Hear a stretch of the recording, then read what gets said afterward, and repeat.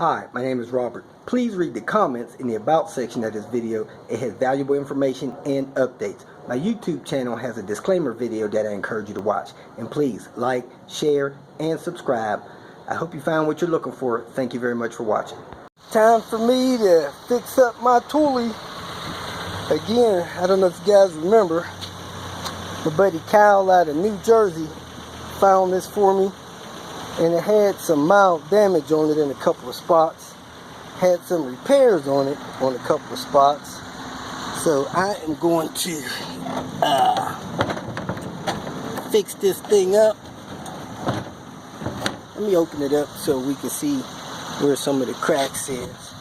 It's got a little crack there that I'm going to stop, drill, and patch. I had done some fiberglass fix there. I didn't realize it, but the holes in it are already some kind of reinforced with some kind of plastic or metal. Here's a small hole there. This thing is not in as bad a shape as I thought it was. Okay, I got a crack here. I'm going to patch along the side. A few more patches on the bottom, a few more cracks. First thing I'm going to do is stop, drill all the cracks I can find. Stop those cracks from running any further. Alright, I power washed the unit down. I washed it down. Looked like I missed a few spots. Still got some dirt spots on there because I want to paint this after I'm done with some bedliner paint, mainly on the outside. Now it's drying, which is happening pretty quick. Next step I got to do is figure out where I got to patch it with fiberglass. I'm going to use fiberglass to patch it. I'm going to cut a fiberglass patch to fit the hole. I'm going to wipe it down with acetone, and then I'm going to put resin in it, lay the fiberglass sheet on there, and put resin on top of that, smooth it out as best I can. Then after I get it all patched up, I'm going to come back and paint it. Try not to paint the latches and stuff, but the outside is pretty old and weathered. I'm going to try to paint it. I might wipe it down again before I paint it. But it's drying pretty quick out here. It's about 80 degrees, a little breezy. All that stuff makes drying happen a lot faster. Still got a little bit of water in this thing, so I'm gonna let this thing dry. Some of this had some previous poor repair job. Anywhere where I see a crack, I'm gonna do the inside resin, fiberglass resin, smooth it out best I can. Then I'm gonna do resin on the outside. Here I just might do a little resin to patch that. Big hole like this, I'm gonna do fiberglass on both sides in resin. Hole here, I'm gonna do fiberglass both sides. And this long crack here, I think I'm gonna just do fiberglass on the inside, a little resin on the outside. So let me go get the materials, get started. First thing you want to do is give it a general cleaning, make sure it's totally dry. After it's dry, we're going to cut our fiberglass patches. I'm going to have them overlap about an inch around, and then set them in the places I'm going to do those repairs. After that, I'm going to wipe them down with acetone or some kind of paint thinner or something to get the surface super clean. Then we're going to mix, apply the resin.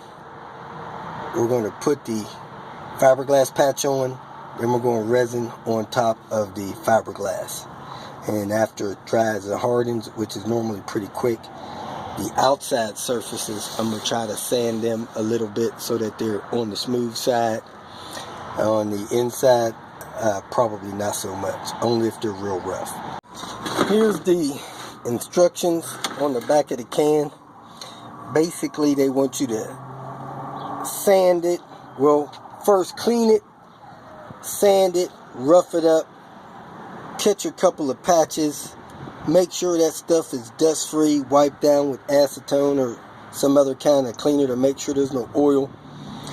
Then they want you to put resin, put your fiberglass, put more resin, put more fiberglass until you have it as thick as you want it, and then smooth out your resin mix. The mix of this stuff is kind of unreal. 6 tablespoons to a 1/4 teaspoon of the hardener. Yeah, I don't know how to run the numbers on that. You could do 1 ounce of the stuff in this can to 10 drops of the hardener. This is the hardener here. Mix that stuff up. Use it within 8 minutes. So you probably want to only do 1 section at a time. I have about 4 sections that I plan to fiberglass, so I'm probably going to be a little while. The outside patches of this that I have are ugly at best, so I'm probably going to sand them down a little bit, try to smooth them out, then paint them. The inside is where I'm going to focus on getting my strength at. See there, even that opens up a little bit there. So on the cracks, I'm probably just going to put 1 or 2 layers, and then that's going to be it. On the holes, I might put 3 or 4 layers. I have everything I think I need except their recommended 80 grit sandpaper. So I'm going to go get some 80 grit sandpaper and get back here and get started.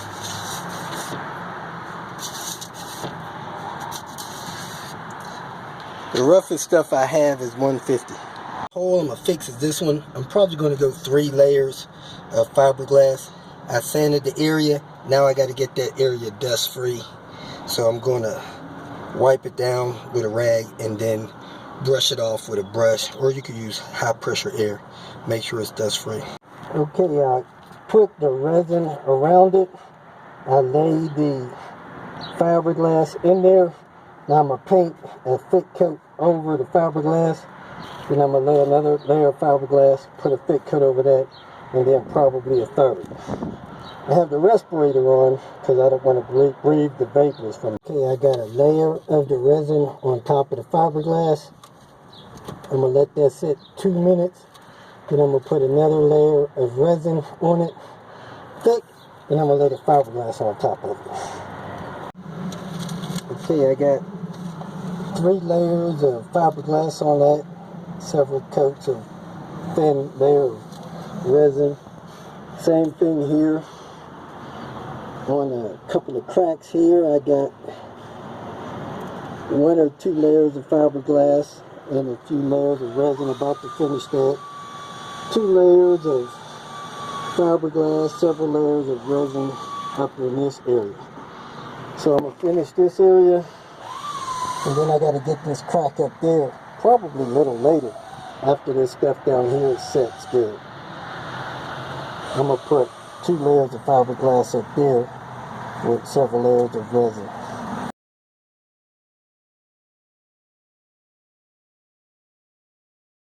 The respirator I used, I could not smell any of this stuff. Now that I've taken it off, because I'm going to let this stuff sit about an hour before I do the top, I do smell the resin and the, I guess the hardener mix. Back at the Thule, it's been a few hours. Man, this stuff is like set up nice, rock hard. Man, I can't hardly break the strands loose. I got that set. I got this in here set. It's a little tacky, but it's hard. I got this hole in here set. Got this crack set. These cracks over here set. All this is hard. I'm going to sand that down. All that set. So my next move is going to be the inside of that. Get this set with the fiberglass. And then I'm going to Bondo the outside. I'm not going to fiberglass none of the outside. I'm going to Bondo in. So let me get my stuff, flip this over so I can do the inside of that. The only damage I really have to the outside of the top is there in this crack along here that I fiberglassed the inside of. I've just about come to the conclusion that trying to Bondo this and that little piece on the back will probably make this look worse than it actually already is. So I'm not going to bother that. I'm just going to paint the top portion. The bottom portion, however, somebody did some fiberglassing and Bondo on it. It looks a mess. I might straighten that out a little bit. My main concern is where I fiberglassed, like here. I'm probably going to Bondo that area, and any areas that I see that is probably necessary, try to straighten it out or strengthen any cracks on it. Then I'm going to paint the inside of the bottom with bedliner paint. I might paint this outside bottom with that same paint or bumper paint, and then I'm going to paint the top of it with either a flat or a semi-gloss bumper exterior style paint. Main purpose and goal in fiberglassing the inside of this is for strengthening and waterproofing. Because it was damaged, I plan to use this to help me travel when I'm overloaded. That's the spot in there. I did realize and learn a few things in doing what I did do. One of the things I realized is I didn't put enough hardener in the resin mix, and that gave me more time in working with the resin, but it did go on a little thinner than I expected, which is no real big deal. It still feels strong enough, and the fiberglass mix helped it, so I'm not worried about that. And then they recommended a 2-inch overlay of any cracks or holes, which is fine. So on the inside of this, I'm really not going to do nothing. I may sand that down a little bit, clean it out a little bit before I paint it, and that's going to be it to the inside bottom. The top up there is where I patched that split in the top, which of course doesn't look bad out here. I'm probably not going to do nothing with that.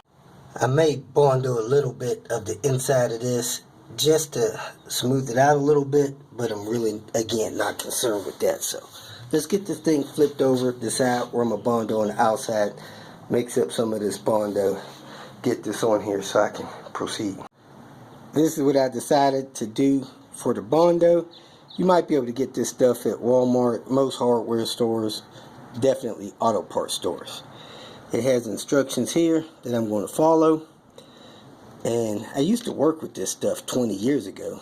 I imagine it's changed a little. So let me see what's going on with it. And I'm going to show you how I apply it, finished with it. And then I'll break out my paint when this cures. I have the inside Bondo. This is what a lot of the outside already look like. I'm not going to try to fix that because it's just going to add more weight to the unit, more mess to the unit. I'm just going to chalk that up as a loss. I Bondoed the outside of one of my spots here. I'm going to hit that with one more layer in a half hour. And there's a hole that I fiberglassed the inside of. I'm getting ready to Bondo the outside of that. So, well, if somebody comes before you makes a mess, I don't know if you want to try to clean that up or not. The body fill is dry, and this is me hand sanding the Bondo down. That was one of the fiberglass holes. If you just feather the ends, it should be good enough.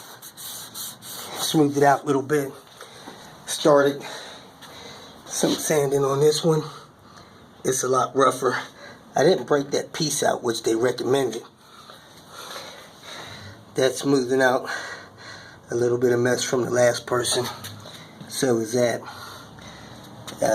Covered up the crack back here, smooth that out a little bit. So I'm probably going to hand sand it, feather the edges, and leave it at that. I do have a vibrating sander that I could use to speed this up, but I don't want to eat too much into the body feel that I put, because I didn't put that much body feel. So let me smooth this out a little bit. Probably get it as smooth as this at best, and then prep it, rinse it down to paint it. I found my vibrating sander and the pad's missing, so I had some of this pad material. I'm going to stick this on there. So I'm going to wipe this off with some acetone, stick that thing on there, and then poke my sandpaper on here and do a little sanding, just a little bit, smooth some of this roughness out. I'm not trying to make a product to sell or nothing.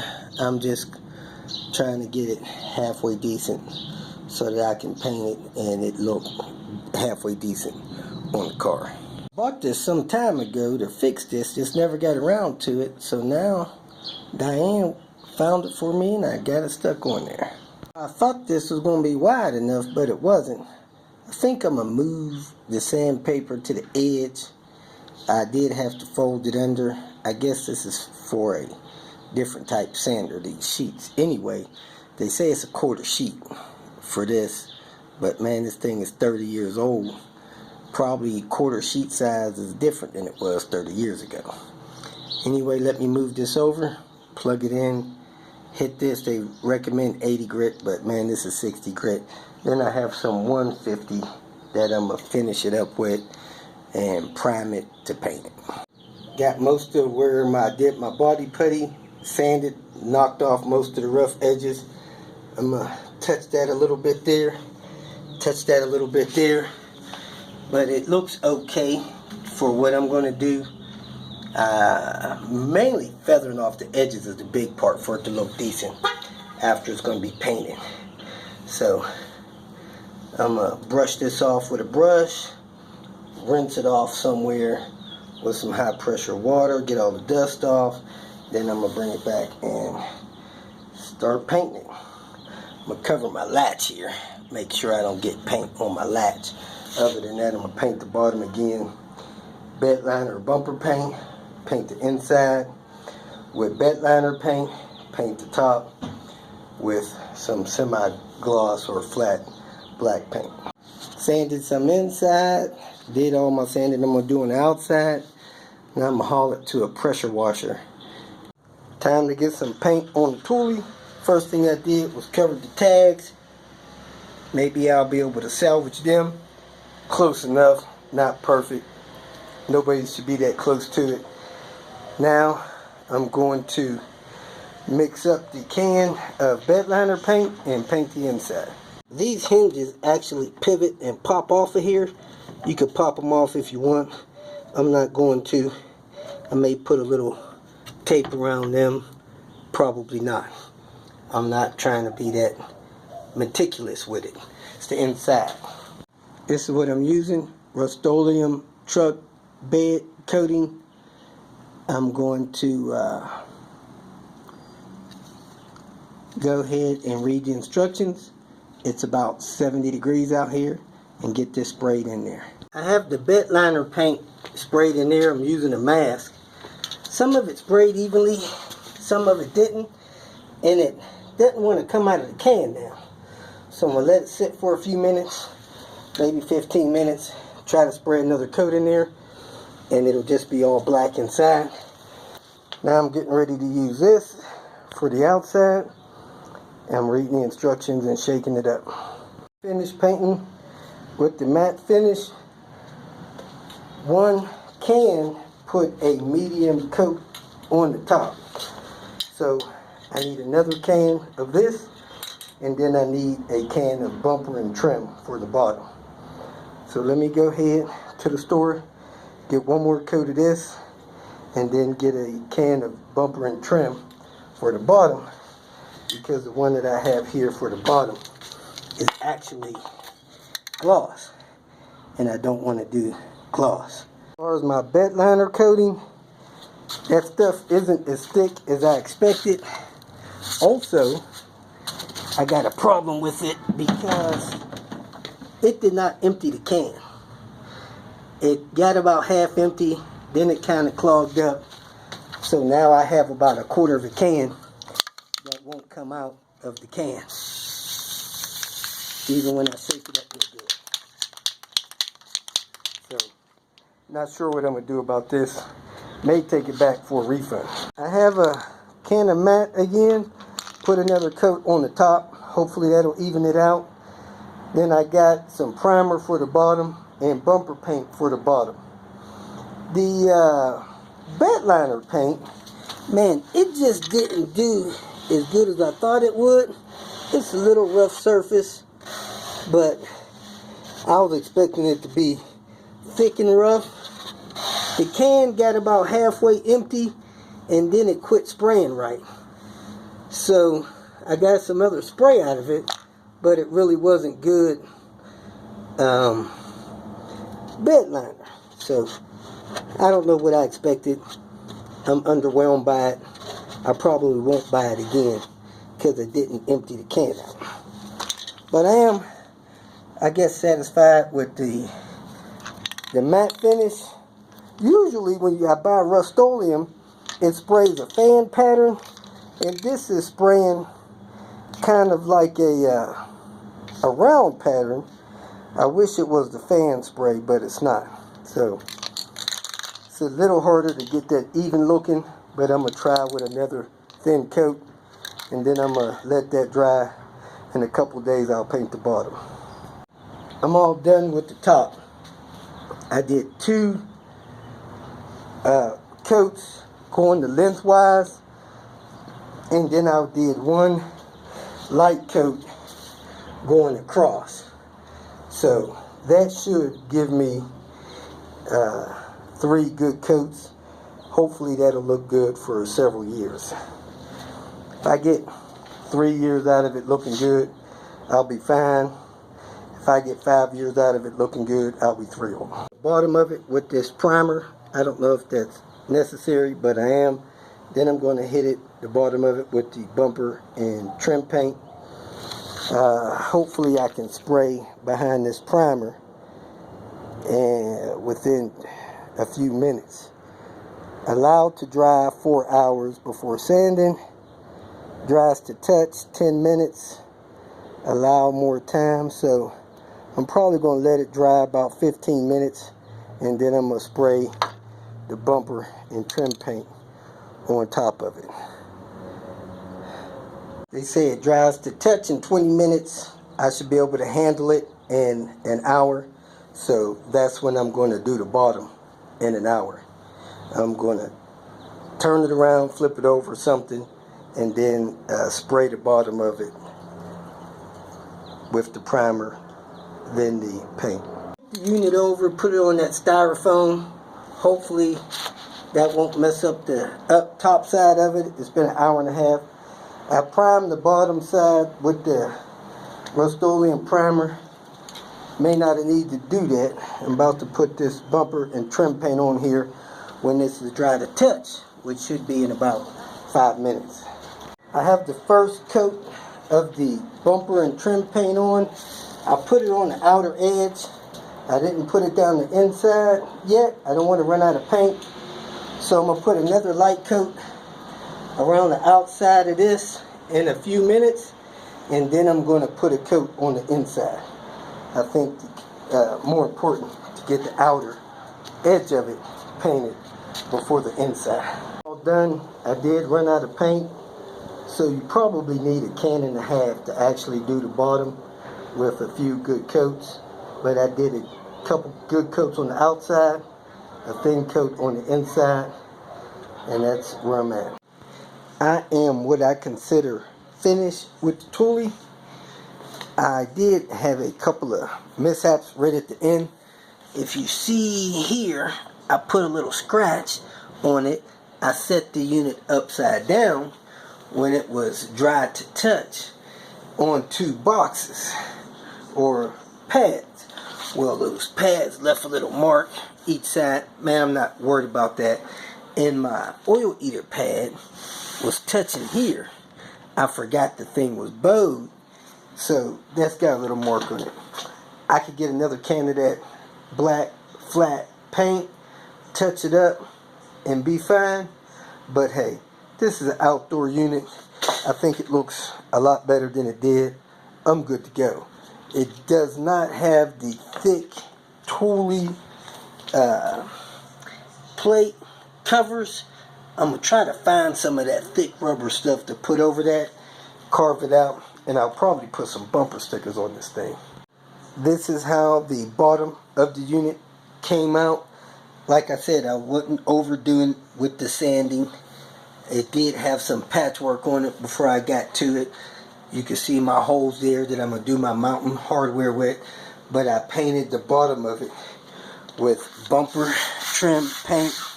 So it should be good to go. I'm going to leave it like that. I'm satisfied with it. The inside of the unit was painted with bedliner paint, so it has a little bit of a texture there. That should stop stuff from sliding around. You really got to make sure that stuff is shook up really well so that it comes out of the can. I don't know if I would do it again, but some of that stuff was left in the can. I got about 60% of it out, so I actually took it back to Walmart. They gave me my money back because the can still had a lot in there. It just wouldn't come out. That's how the inside turned out. I'm satisfied with the inside. As you remember, I had that crack. I didn't do anything with filling that crack. You can see it when you look kind of close. And the inside of it is fiberglass. So it's good to go. I didn't try to paint in the top of the unit. I may do a layer of paint in there. Really not worried about the top of it. But I painted the bottom because I had all of that patchwork. I painted the top and the outside so that it can look decent. And I think it's good to go. If you feel that this information was useful, please like it and share it with your social media friends. You can subscribe to my channel so that you will get notifications of future videos that I post. You can follow me on Twitter, and if you need to contact me directly, please visit my website. And if you have any questions, leave them below, and someone or myself will reply to them. Again, thank you very much for watching.